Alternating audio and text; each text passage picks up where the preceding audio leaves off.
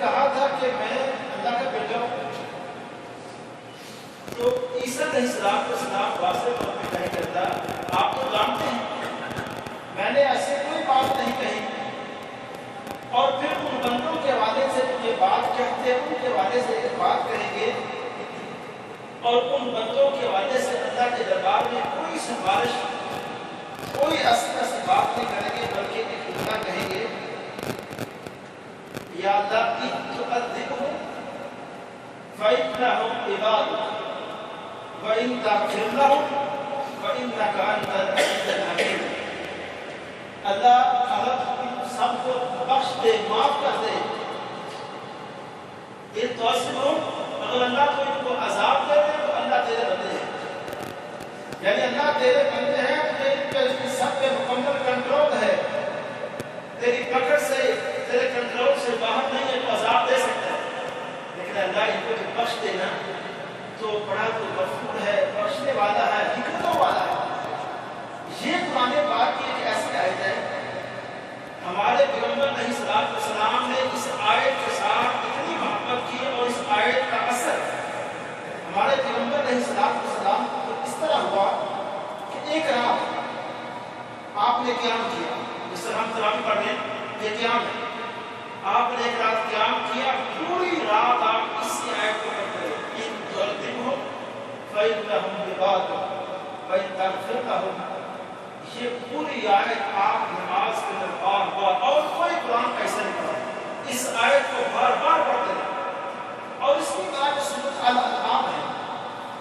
سورۃ الانعام کا ابھی یہ تلاوت جاری ہے، دو بنیادی باتیں اس سورت کے اندر سمجھائی جا رہی ہیں۔ ایک بات یہ کہ لوگوں قیامت کا دن اور لوگوں کا اس دن اکٹھے ہونا، اس میں کسی قسم کا کوئی شک نہیں ہے، اس کے لیے اللہ تعالیٰ نے جو دلائل دی، اس میں سے ایک دلیل یہ دی، اللہ نے کہا قیامت کا دن حق ہے اور ہم اس دن کو برپا کر سکتے ہیں، اس کی ایک دلیل یہ ہے آسمان اور زمین کو ہم نے پیدا کیا۔ اب آپ سمجھیں کہ قیامت کا دن حق ہے اور اس میں کسی قسم کی کوئی شک والی بات نہیں، اس میں جو دلیل اللہ دے رہے ہیں کہ آسمان و زمین کو ہم نے پیدا کیا، اس میں کیا دلیل ہے، کیا ثبوت ہے؟ اللہ یہ بتانا چاہتا ہے کہ اے لوگوں، اگر آسمان بغیر ستونوں کے کھڑا ہے اور تمہاری آنکھوں میں دیکھ کے اس پہ یقین کر لیا ہے کہ واقعی یہ آسمان اتنا بڑا، یہ آسمان، اس کے اندر سورج اور چاند، یہ ساری اللہ تعالیٰ کی تخلیقات، مخلوقات، اگر یہ بالکل ایک منظم طریقے کے ساتھ یہ سارا نظام چل رہا ہے تو لوگوں سوچو، غور کرو کہ قیامت کا دن اس سے کوئی بڑی بات نہیں ہے۔ اگر آسمان اس کو دیکھ کے تم مان گئے ہو تو یقین آپ ہے کہ اللہ نے اتنا بڑا آسمان پیدا کر دیا ہے اور یہ زمین پیدا کرتی ہے، جب اللہ کی اتنی بڑی مخلوقات کو تم اپنی آنکھوں کے سامنے دیکھ چکے ہو تو قیامت والا دن، وہ جو برپا ہونا، وہ عدالت، اس سے بڑی بات نہیں ہے۔ اس کے لیے میں تھوڑی سی اس بات کو اس طرح سمجھا دیتا ہوں، میرے بھائی، اگر آج ہم نے آسمان کو نہ دیکھا ہوتا، ہم اس زمین کے نیچے ہوتے اور ہمیں وہ بندہ کہتا ہے کہ اس زمین کے اوپر ایک آسمان ہے جو بغیر ستونوں کے کھڑا ہے، اس کے اندر ایک سورج بھی ہے، ایک چاند بھی ہے، تو ہم سارے اس بات کو سن کے حیران ہو جاتے ہیں، کیسے ہو سکتا ہے؟ جب میرے بھائی مسجد کی ایک چھوٹی سی چھت ہے، کتنے ستون ہیں، یہ دیواریں ہیں، ان سب کے سہارے، اتنی چھوٹی سی چھت کے سہاروں کے اوپر کھڑی ہے، تو ہمیں یہ یقین ہی نہیں آ سکتا تھا کہ آسمان بغیر ستونوں کے کھڑا ہے، لیکن ہم زمین کے اوپر آئے، ہم نے دیکھا کہ واقعی ایک آسمان ہے، بغیر ستونوں کے کھڑا ہے، کوئی سہارا نہیں، اس کے اندر وہ جو چاند کی بات ہے وہ بھی نظر آ رہا ہے، جو سورج کی بات ہے وہ بھی نظر آ رہی ہے۔ یہ اللہ تعالیٰ نے بطور دلیل پیش کیا اس بات کو۔ اللہ کہتے ہیں جب آنکھوں سے دیکھ کے اس آسمان کو دیکھ رہے ہو، جب اس میں کسی قسم کا تمہیں کوئی نقص، کوئی اس میں کوئی دراڑ تمہیں نظر نہیں آ رہی، جب اتنا بڑا نظام ہم بنا سکتے ہیں، پھر قیامت والا دن اس کو بھی ہم برپا کر سکتے ہیں۔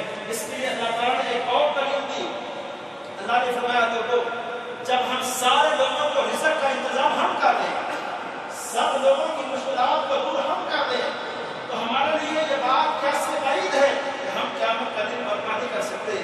اور پھر آخری بات یہ کہتا ہوں، اللہ نے یہ سارے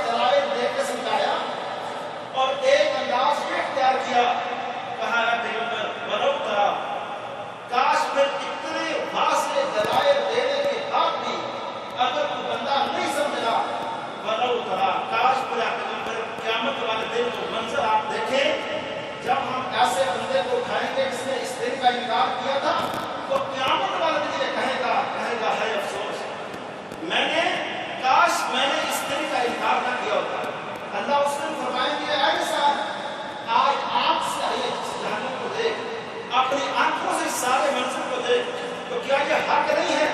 क्या हमने तुझे सारी बातें पहले बताई नहीं थी? उस दिन इंसान कहेगा अल्लाह ये सारी बातें हक हैं, इसमें से कोई भी बात झूठ नहीं है। अल्लाह फिर इस इकरार के ऊपर, अल्लाह इस इतराफ के ऊपर बंदे को माफ नहीं करेंगे।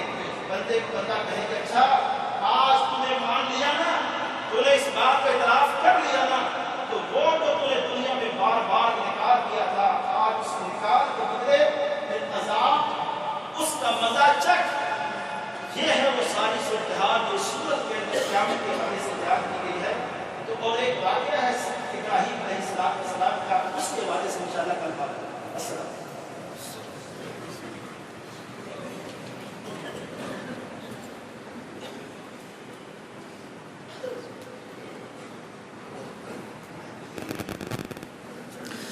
अल्लाहु अकबर।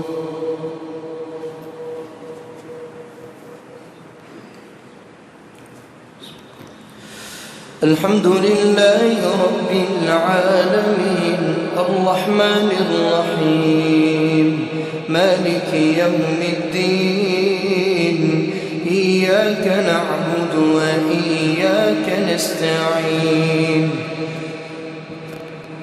اهدنا الصراط المستقيم صراط الذين أنعمت عليهم غير المغضوب عليهم ولا الضالين آمين. الذين آمنوا ولم يلبسوا إيمانهم بظلم أولئك لهم الأمن وهم مهتدون.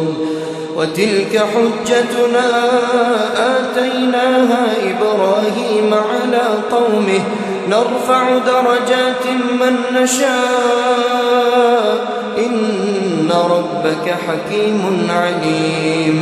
ووهبنا له إسحاق ويعقوب كلا هدينا ونوحا هدينا من قبل ومن ذريته داود وسليمان وأيوب ويوسف وموسى وهارون وكذلك نجزي المحسنين.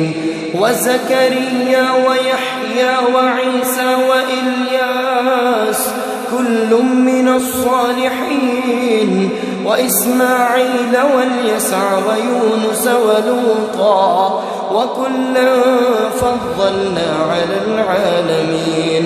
ومن آبائهم وذرياتهم وإخوانهم واجتبيناهم وهديناهم إلى صراط مستقيم. ذلك هدى الله يهدي به من يشاء من عباده ولو أشركوا لحبط عنهم ما كانوا يعملون. أولئك الذين آتيناهم الكتاب والحكم والنبوة فإن يكفر بها هؤلاء فقد وكلنا بها قوما ليسوا بها بكافرين. أولئك الذين هدى الله فبهداه مقتده. قل لا أسألكم عليه أجرا إن هو إلا ذكرى للعالمين. وما قدروا الله حق قدره إذ قالوا ما أنزل الله على بشر من شيء. قل من أنزل الكتاب الذي جاء به موسى نورا وهدى للناس تجعلونه قراطيس تبدونها وتخفون كثيرا وعلمتم ما لم تعلموا أنتم ولا آباؤكم قل الله ثم ذرهم في خوضهم يلعبون وهذا كتاب أنزلناه مبارك مصدق الذي بين يديه ولتنذر أم القرى ومن حولها والذين يؤمنون بالآخرة يؤمنون به وهم على صلاتهم يحافظون ومن أظلم ممن افترى على الله كذبا أو قال أوحي إليه ولم يوح إليه شيء ومن قال سأنزل مثل ما أنزل الله ولو ترى إذ الظالمون في غمرات الموت والملائكة باسطوا أنفسهم أخرجوا أنفسكم اليوم تجزون عذاب الهون بما كنتم تقولون على الله غير الحق وكنتم عن آياته تستكبرون ولقد جئتمونا فرادا كما خلقناكم أول مرة وتركتم ما خولناكم وراء ظهوركم وما نرى معكم شفعاءكم الذين زعمتم أنهم فيكم شركاء لقد تقطع بينكم وضل عنكم ما كنتم تفترون الله أكبر.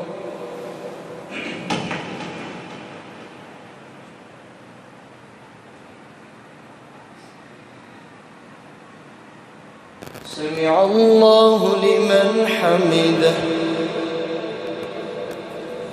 الله أكبر.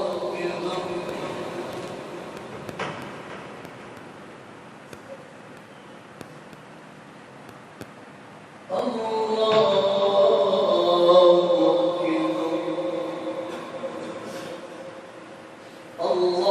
أكبر.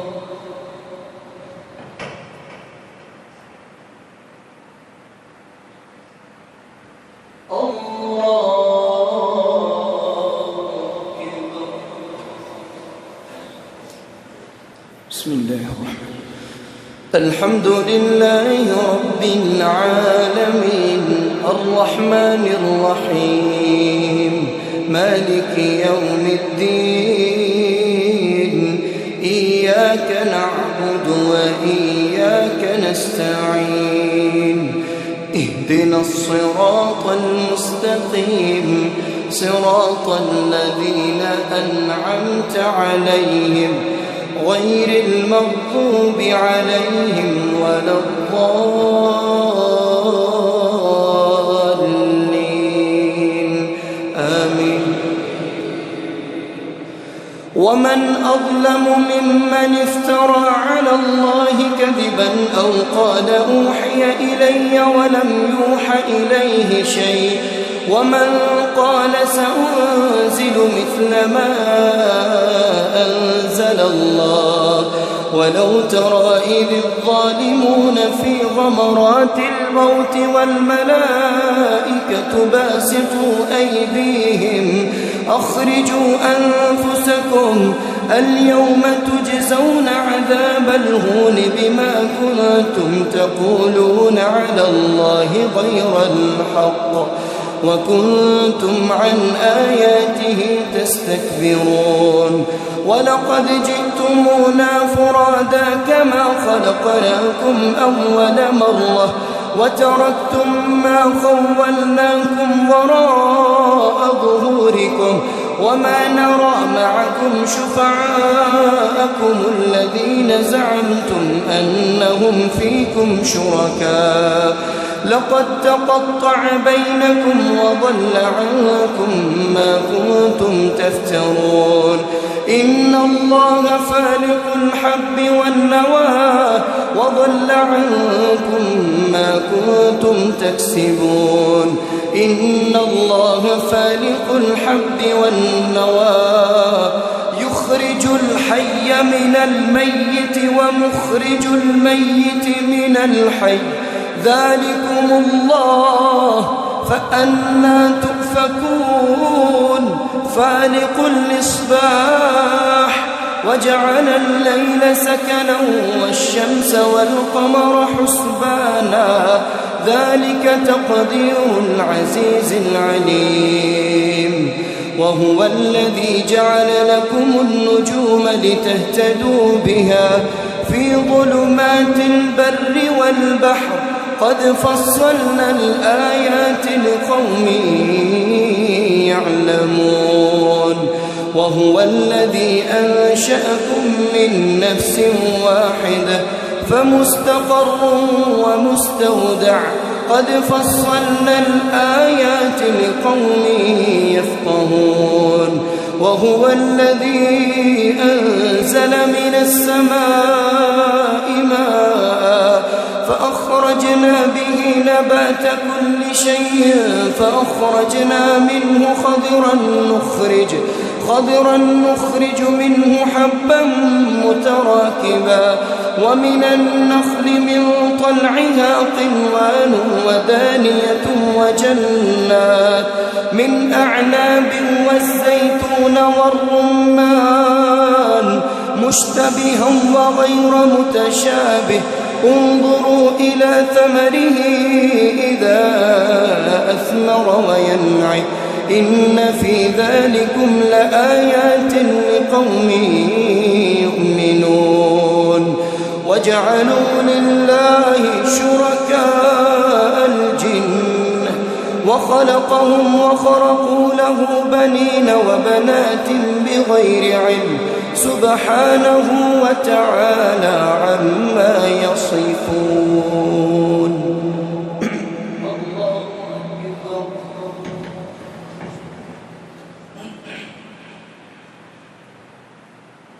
سمع الله لمن حمده الله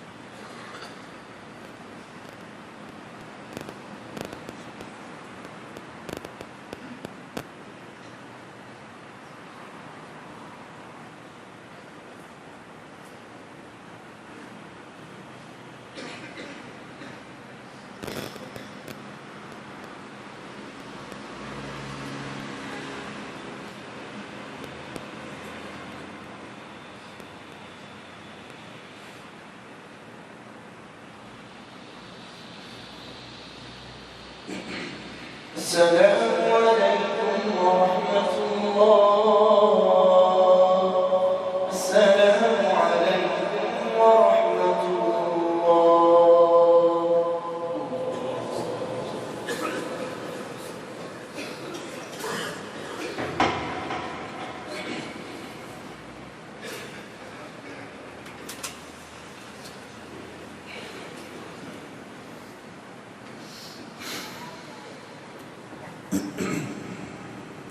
الله أكبر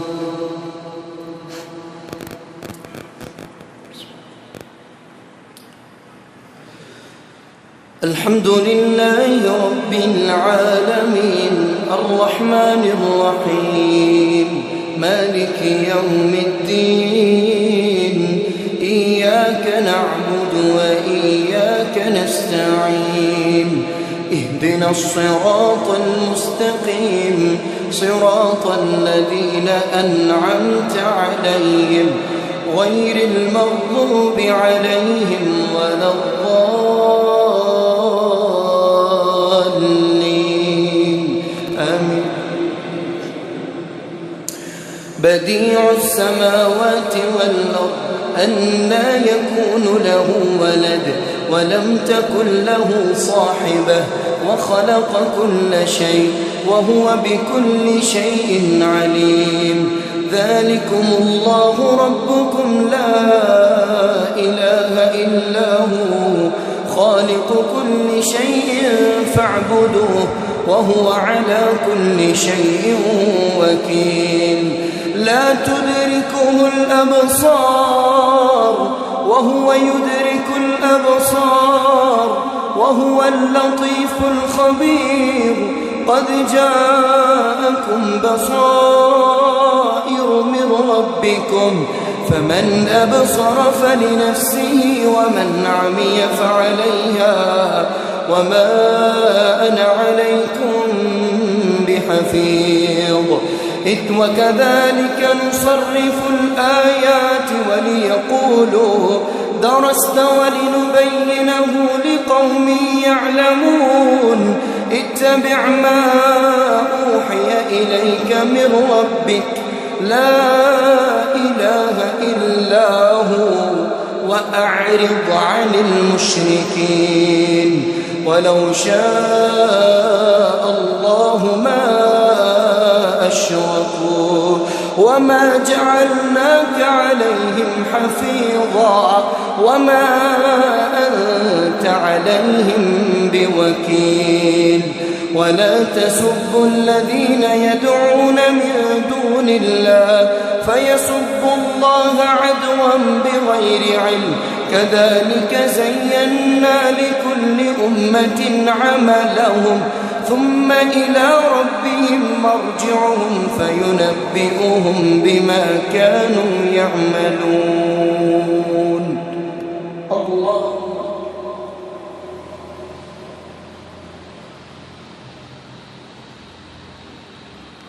سمع الله لمن حمده. الله أكبر.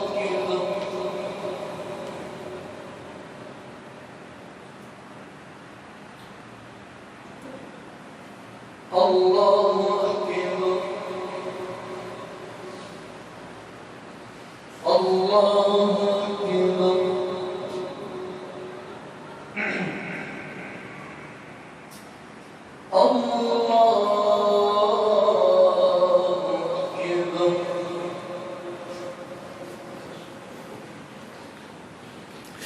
الحمد لله رب العالمين الرحمن الرحيم مالك يوم الدين. إياك نعبد وإياك نستعين. اهدنا الصراط المستقيم صراط الذين أنعمت عليهم غير المغضوب عليهم ولا الضالين آمين. وأقسموا بالله جهد أيمانهم لئن جاءتهم آية ليؤمنن بها قل إنما الآيات عند الله وما يشعركم أنها إذا جاءت لا يؤمنون.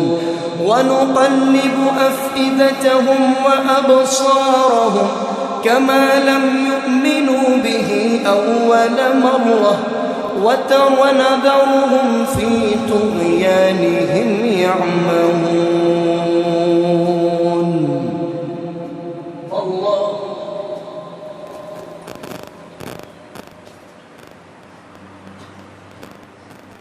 سمع الله لمن حمده. الله أكبر.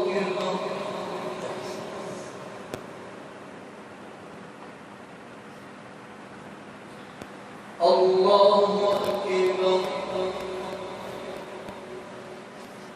الله أكبر.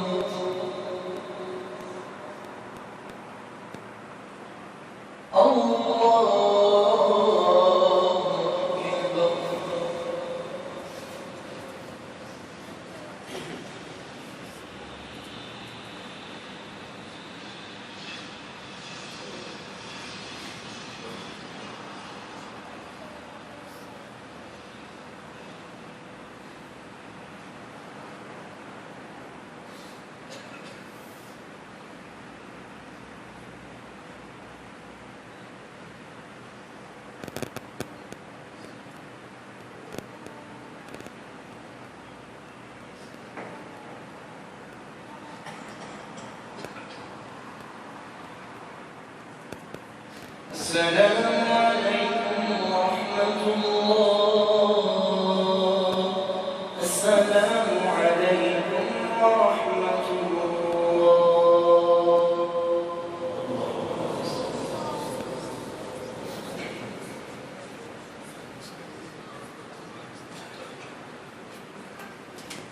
صلاة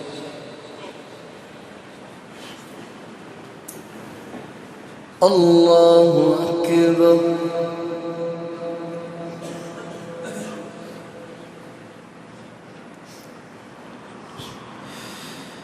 الحمد لله رب العالمين الرحمن الرحيم مالك يوم الدين إياك نعبد وإياك نستعين اهدنا الصراط المستقيم صراط الذين أنعمت عليهم غير المغضوب عليهم ولا الضالين آمين. قد أفلح من تزكى وذكر اسم ربه فصلى بل تؤثرون الحياة الدنيا والآخرة خير وأبقى إن هذا لفي الصحف الأولى صحف إبراهيم وموسى. الله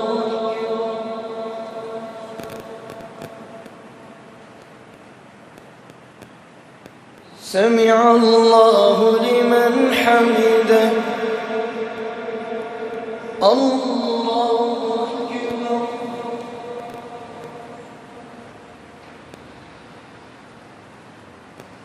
الله أكبر. الله أكبر.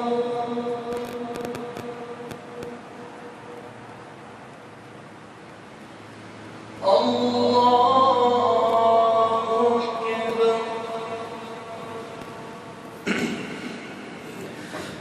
الحمد لله رب العالمين الرحمن الرحيم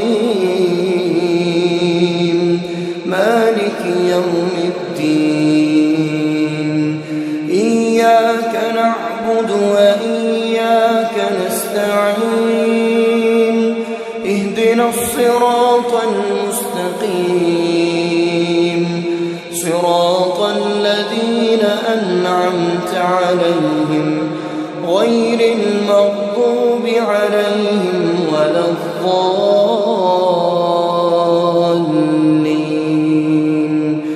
آمين.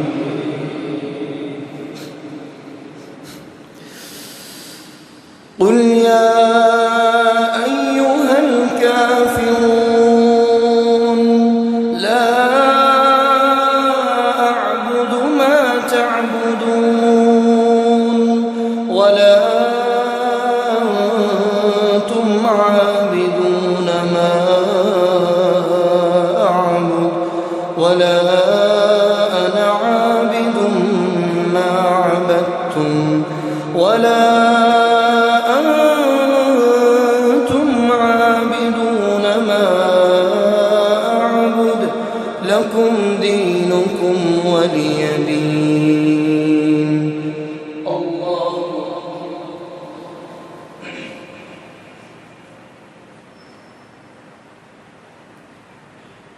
سمع الله لمن حمده. الله أكبر.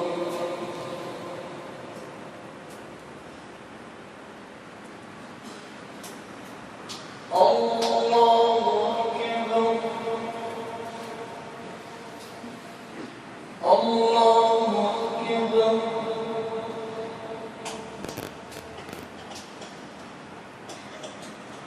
الله أكبر.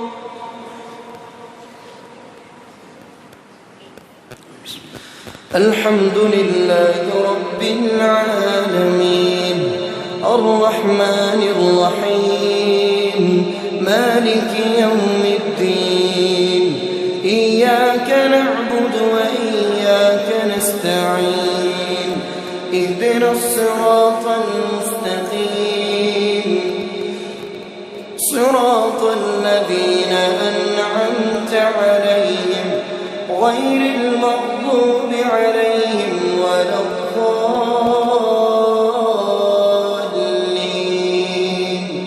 آمين.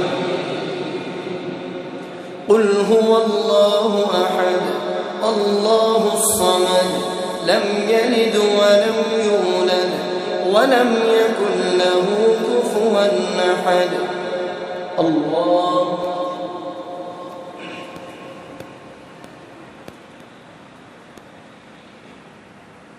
سمع الله لمن حمده.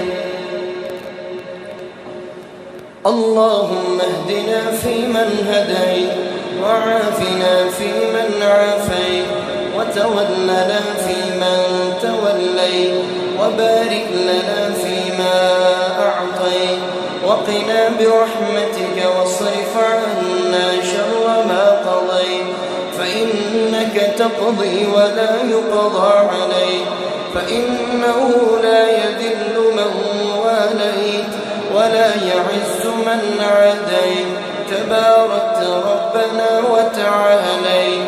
نستغفرك اللهم من جميع الذنوب والخطايا ونتوب إليك. اللهم اغفر للمؤمنين والمؤمنات والمسلمين والمسلمات وألف بين قلوبهم وأصلح ذات بينهم وانصرهم على عدوك وعدوهم. اللهم انعن الكفرة الذين يصدون عن سبيلك ويكذبون رسلك ويقاتلون أولياءك.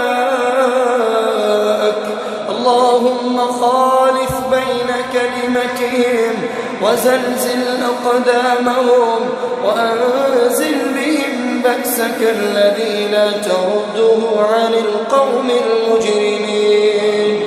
اللهم اغفر لنا قبل الموت وارحم لنا عند الموت ولا تعذبنا بعد الموت ولا تحاسبنا يوم القيامة. اللهم إنا نجعلك في نحورهم ونعوذ بك من شرورهم. اللهم اشف كل مريض. اللهم اشف مرضانا ومرضى المسلمين. اقض حاجاتنا وحاجات المسلمين. اللهم رب ارحمهما كما ربياني صغيرا. ربنا ظلمنا أنفسنا وإن لم تغفر لنا وترحمنا لنكونن من الخاسرين. اللهم تقبل دعاءنا وصيامنا وقيامنا وصلاتنا وعبادتنا. وصلى الله تعالى على خير خلقه محمد وعلى آله وأصحابه أجمعين برحمتك يا أرحم الراحمين.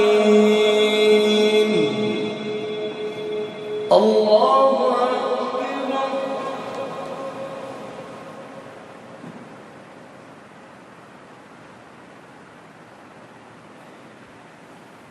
الله أكبر. الله أكبر.